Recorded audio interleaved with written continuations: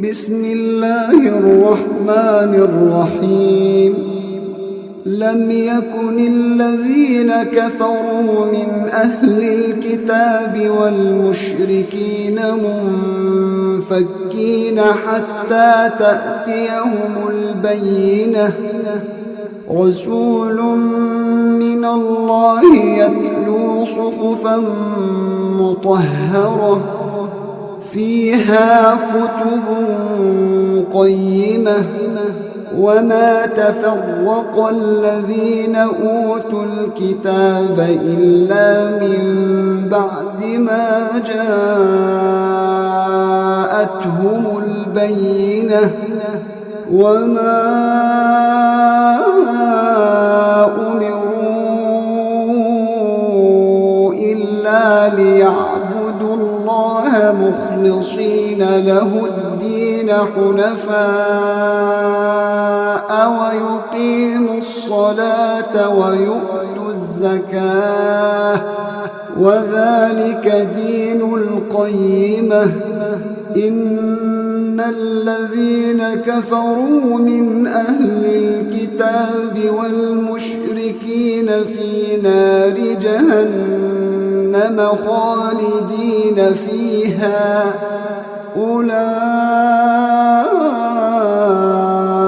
هم شر البرية إن الذين آمنوا وعملوا الصالحات أولئك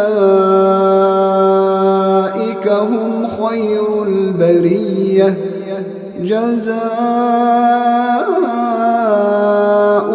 عند ربهم جنات عدن تجري من تحتها الأنهار خالدين فيها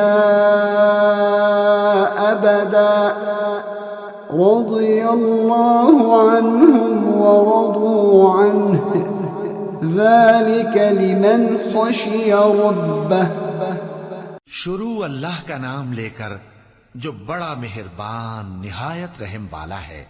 जो लोग काफिर हैं यानी अहले किताब और मुशरिक वो कुफ्र से बाज रहने वाले न थे यहां तक कि उनके पास खुली दलील आ जाए यानी अल्लाह का एक पैगंबर जो पाक औराक पढ़कर सुनाता है जिनमें मुस्तहकम आयतें लिखी हुई हैं। और अहले किताब जो फिरकों में बटे हैं तो दलील वाज़ेह के आने के बाद ही बटे हैं।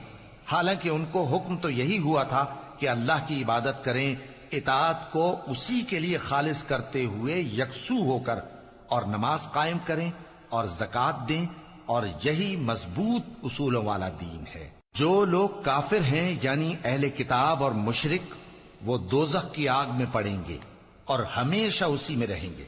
ये लोग सब मखलूक से ज्यादा बुरे हैं। बेशक जो लोग ईमान लाए और नेक अमल करते रहे वो तमाम खल्कत से बेहतर हैं। उनका सिला उनके परवरदिगार के यहां हमेशा रहने के बाग हैं जिनके नीचे नहरें बह रही हैं। हमेशा हमेशा उनमें रहेंगे। अल्लाह उनसे खुश और वो उससे खुश। ये सिला उसके लिए है जो अपने परवरदिगार से डरता है। Surah 98 Al-Bayyinah, the clear proof. In the name of Allah, the most merciful, the most compassionate.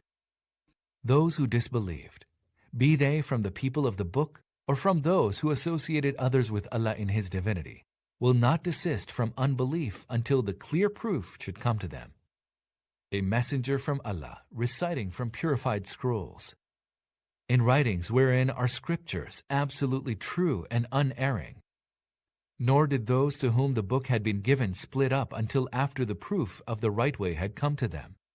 Yet all that they had been commanded was that they serve Allah with utter sincerity, devoting themselves exclusively to Him, and that they establish prayer and pay zakah. That is the right faith. Those who disbelieved, be they from among the people of the book or among those who associated others with Allah in His divinity, shall be in the fire and will abide in it. They are the worst of creatures. With those that believe and work righteous deeds, they are the best of creatures. Their recompense lies with their Lord, gardens of eternity beneath which rivers flow. Therein they shall dwell forever and ever. Allah is well pleased with them, and they are well pleased with Him. All this is for him who fears his Lord.